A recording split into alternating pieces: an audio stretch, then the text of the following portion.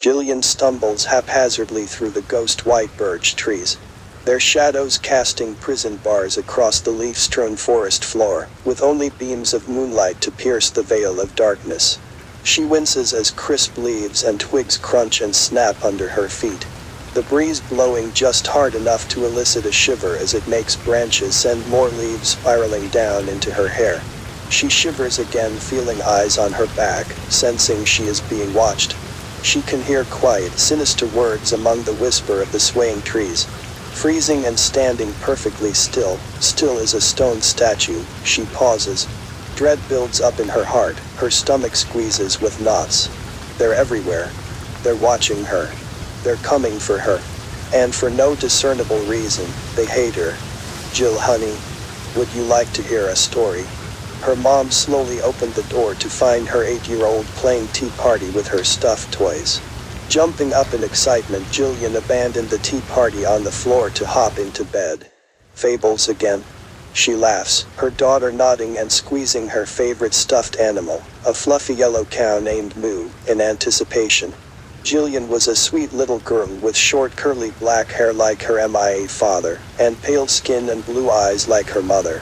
She adored fables and stories, especially ones with cute talking animals. She loved animals and wished for a pet, though their apartment complex wouldn't allow it.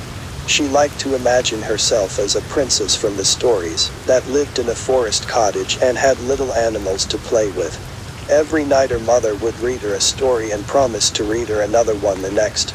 Until one night, for the very first time, she didn't. Her mother, Annette Polkin, was a tired woman.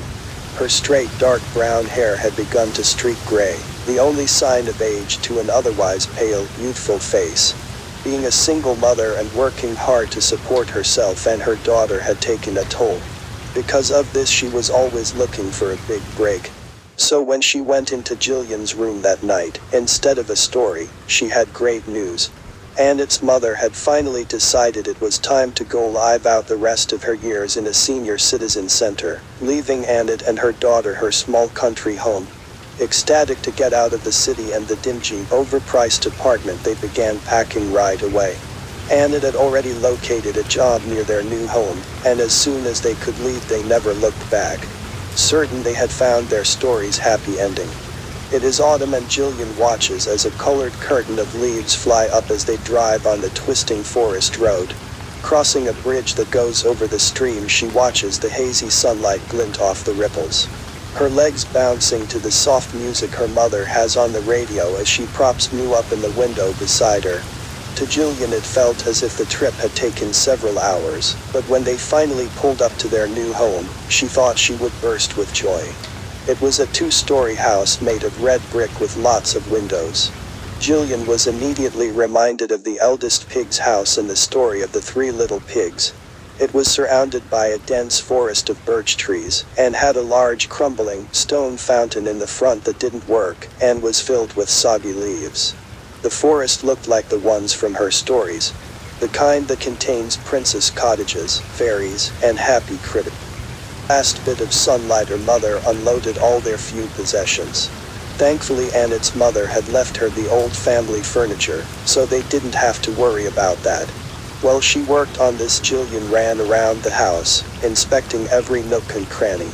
For the first night she slept on the same bed with her mother, intimidated by the building much larger than the apartment she grew up in. In the morning her mother had to go to work for her first day. Jillian was used to being by herself when her mom went to work, but her mother's rule had changed from don't leave the house under any circumstances to you may leave the house, but can't go far. Jillian really had to fight for that one, and gladly went exploring in the woods right off the bat, taking her favorite stuffed animal Moo with her, of course. It was the first time she had been in real woods, and not just the city park, the sheer number of towering trees filling her with awe. Weak sunlight filters through the leaves as she laughs, climbing over logs and skipping over rocks, making sure to always keep the red brick house in sight. As she gets further she begins to falter. Something didn't seem right, though she couldn't really pinpoint it. She continues on more cautiously, before realizing what it was. It is too quiet, too still. Maybe it is because she was used to the noisy, flashy city, but something felt very wrong. There are no whistling birds, or chattering squirrels like she had expected. Not a single sign of wildlife. She reasoned it's because her plane had scared any of them off, but she couldn't shake the ominous feeling. She quickly ran back to the house and waited for her mom, deciding she wouldn't tell her for fear of being silly, and that her mom would reason to not let her outside anymore. As the sun begins to set, lighting the sky pink and purple, she watches from an upper story window as her mom pulls up. With a sigh of relief, she slides down the stairs to greet her, only realizing as she gets to the door that she doesn't have Moo. She had left him in the woods. The next day Jillian planned a search mission. Popping on a backwards baseball hat and putting on her overalls, she grabs a magnifying glass to look for clues and a small satchel to carry it. Heading out the front door, she tries to follow the same path she took yesterday. Though she attempts to be much quieter, the woods stayed just as silent in return, without a single bird call to interrupt it.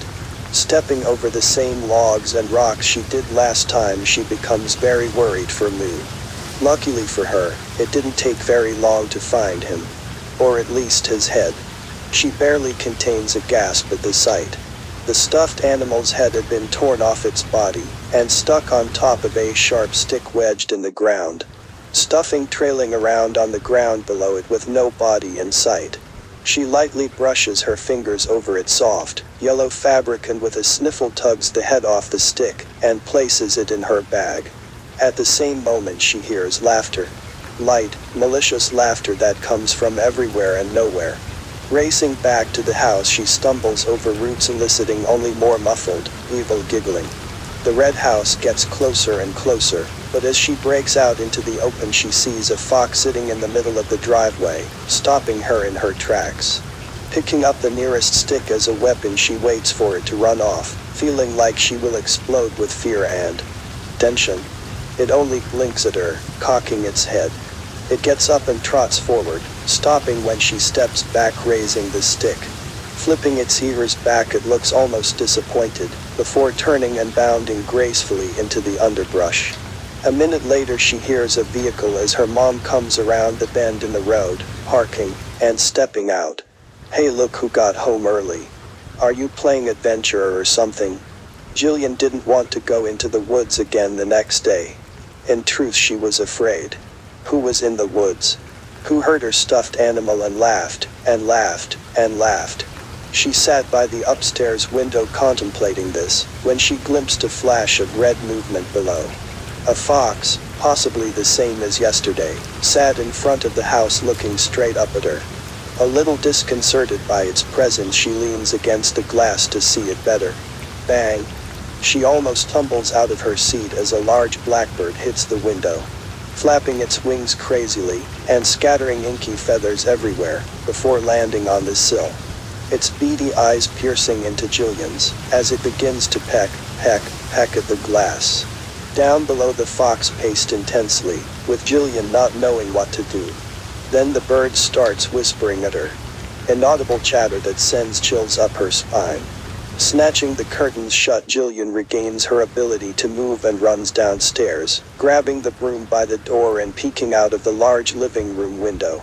The fox is still there, but closer to the house now, staring at her, knowing she is there. He wasn't the only one that knew where she was at though. The blackbird along with another land on the sill pecking at the glass, while a chipmunk and 2 squirrels climb up beside them, furiously pawing and scratching at the window. All the while they whisper. They murmur and chatter and laugh. Then a squirrel screams as blood splatters the window, and it hangs limply in the fox's jaws, before dropping like a stone. The fox repeatedly leaps up, snapping at the animals with its sharp teeth, and scaring them away. It runs back to the woods, sitting on the edge of the tree line, keeping watch. Her mother would be home soon, and she took the opportunity to run out with a broom and a rag, to wash off the window, returning back inside as fast as possible. "Jill, honey, why are all the curtains shut? It's so dark in here." She felt like she couldn't tell her mother about any of this. Without Moo, she was all on her own. She didn't trust the fox. In fables, foxes were bad guys, sly, greedy, devious creatures that could never be trusted. Still, every day from then on he sat by the fountain, where it seemed like he was waiting for her. After 3 days she climbed up on the kitchen counter, armed herself with a knife from the block, and leaning out the kitchen window above the sink, tried to speak to the fox. "Mr. Fox, you are a boy, right?" she asks hesitantly, only leaning as far out of the unscreened window as she dares. He nods in turn, so she takes that as a sign to continue. "Can you talk as well? Why are all these animals being so mean to me? Are you trying to help?" she asks almost desperately, and is trying not to get her hopes up, or get tricked. After a long pause he sighs. "Yes. I can talk," he begins, as he wraps his tail neatly over his paws. "My name is Ru. But why are they doing this to me?" I whisper fearfully. "Because I know they are listening, always listening. Because they can? I do not know. Perhaps they think you are a weak prey, and they are after your flesh," she says with an unmistakable grin. At this she jerks back. "Then how can I trust you not to be the same?" Jillian huffs, gripping the knife against her unknown threats. "You ask too many questions," he answers, licking a paw delicately. Slamming the window she resolves to avoid him along with the others. Her mother wakes her up in the morning with absolutely dreadful news. She has the day off, so she wants to go on a fun hike together. Hoping the animals would leave her alone with a strong grown-up present, she reluctantly agrees, not wanting to seem very suspicious. It's a lovely sunny day with nearly no clouds and little to no wind. As they walk, her mother comments on the pretty bird's song and points to some squirrels scrambling up trees, even a rabbit hopping across the trail. Her mother doesn't see the animals stop suddenly as if they were statues, slowly swiveling their heads to stare with their beady eyes, as Jillian looks back. Then naturally scampering and fluttering off again as her mother turns around too. She tried her best not to cling to her mother's jacket. Asked to go home. Asked to move somewhere else even. She didn't know if the animals merely wanted to scare her or had a more vile intent. These were not the jolly, helpful animals she had dreamed of. They were evil, and she was more a prisoner than a princess. It was as she was lost in these thoughts that she realized her mom had walked quite a ways ahead. She rushed to keep up, but barely made it 5 steps before a large creature barreled out of the bushes next to her. Not a sound was able to come out of her mouth before everything went black. Sirens. In the distance she heard the barely audible shriek of sirens. Her eyes needed to adjust to the dark, but when she opened them she saw a doe standing a few feet away. Sitting up carefully she rubs her head, feeling very nauseous. Jillian gazes around to see she's in a clearing next to an old well made of large broken bricks. Wobbly she stands up, using the well wall to hold her steady. That's when she sees the well is full of bones. Animal or human was hard to tell. Unable to comprehend the sight, she backs away, clamping a hand over her mouth. The deer, alerted by the sound, stomps forward threateningly. Without a thought, Jillian picks up nearby bricks and branches, hurling them at her captor. Twisting around, she takes off into the dark woods by the light of the moon. She didn't think the deer had given chase, but she hurried all the same, tripping on a root in the process and hurting her ankle. The sirens had stopped, but she headed in the direction she had heard them. She could still hear the whispering chatter of animals, but she tried to ignore it over her pounding headache. Suddenly there he was. "Ruse, is that you?" Jillian whispers between panted breaths as she sees a fox sit, washed in moonlight, ahead of her in the middle of the trail. He nods and seemingly beckons with his tail to follow. Too tired and lost to question it, Jillian limps after, giving in to accepting his suspicious offer of help. Many minutes pass as she follows the white-tailed tip through dense undergrowth, brushing aside plants and spider webs. When they finally make it out onto the main trail, she knows they only have a little more to go. Especially now that she can hear the sounds of multiple people calling her name, searching for her. She starts to smile because the nightmare is almost over, but that's when a badger crashes through the bushes up ahead. A vicious-looking thing with long claws and a big body. He's old, desperate and hungry. We can take him, Jill, Rue says quickly as she snatches up a rock to throw. Are you out of your mind? Jillian whispers angrily. We can run. I just want to go home. She breaks off, sniffling as tears begin leaking from her eyes. Turns out they don't have a choice as the badger charges forward in desperation, heading right for Jillian. Ruse rams into his side, sending him sprawling across the ground, kicking up dirt and leaves. He shakes, charging again only for Ruse to pounce on his back and bite savagely at his throat and face.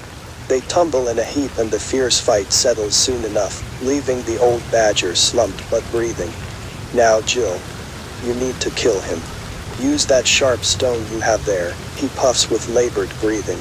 But Ruse, she pleads, tears streaming down her face. No.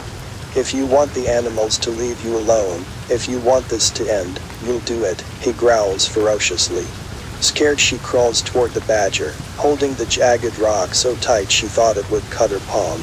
Lifting it high she falters, looking to Ruse, who seems to grin sadly. I won't be able to talk to you after this. Trust me, you're not the first kid this has happened to, and I'm sorry. What do you mean, Ruse? The animals do this because we feed off innocence.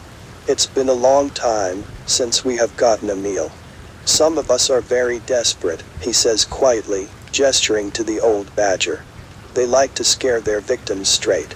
Bleed your innocence dry and kill you. I don't want to kill kids, believe it or not, and so I help them kill first. Either way I lose my innocence, she gulps, her hands beginning to shake. Yes, but this way you don't pay with your life, he finishes, staring her down, as if he could force her hand. Staring back as if it were a contest, she suddenly whips around, plunging the rock into the animal's neck. I see her. There she is. Annette yells to the nearby police as she rushes forward. The spotlights illuminating a silhouette in the trees of a little girl limping forward. Blood sprayed on her clothes, and a determined look in her eye. She was no little girl. Not a princess, a prisoner, or a child. She was Jillian.